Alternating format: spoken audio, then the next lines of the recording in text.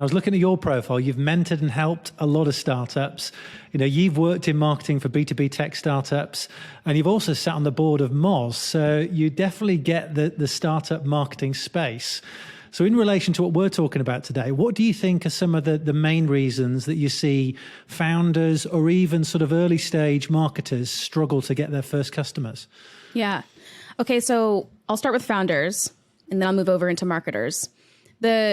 With founders, typically it's something to do with impatience and a combination of that with not really understanding their actual paying customer.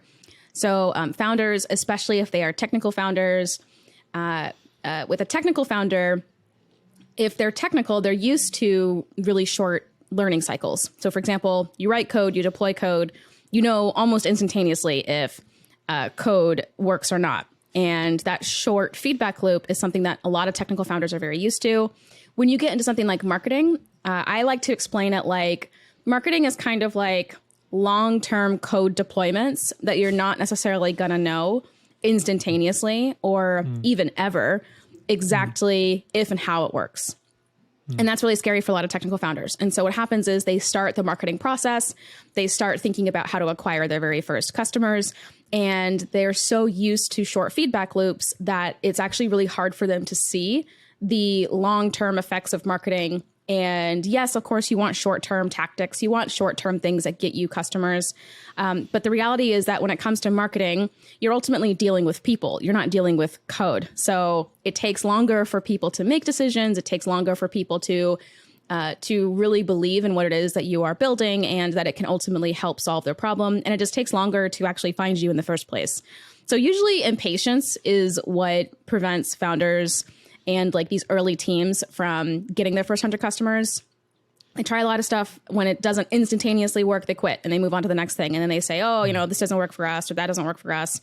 But really, if they weren't executing it in a very meaningful way, and also if it wasn't deployed very well, then it wasn't going to work anyway. So something to think about. The other thing that I think that we see, and we see this actually for both marketing and also for founding teams, but it's really understanding the customer. It never ceases to amaze me how many teams, like the way that they actually engage with the customer is primarily through like support tickets or talking to the customer in that way. And sometimes like what they'll do is they'll hop on a sales call or a demo call and they'll ask like 3 or 4 like discovery type questions. And then they get straight to the product and they ask what features are interesting and blah, blah, blah. And then it becomes more about the product, which is great. Don't get me wrong. You're supposed to do that. But it becomes so much more about the product and far less about really understanding like what was the customer going through?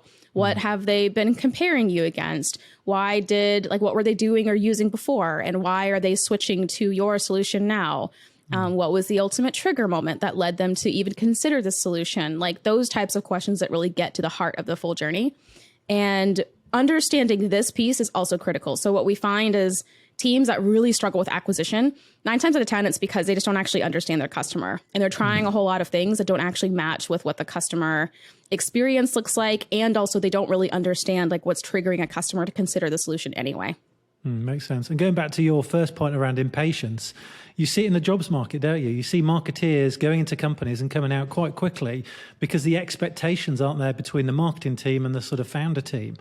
They run out of patience too quickly and they expect far too much too quickly. So invariably, you see quite a high churn with marketeers going into sort of early stage startups. That's right. Yeah. We also see like some of the typical stuff like budget. Of course, there's time, but I would say impatience and a lack of understanding of the customer. Those are usually the top 2 that we see.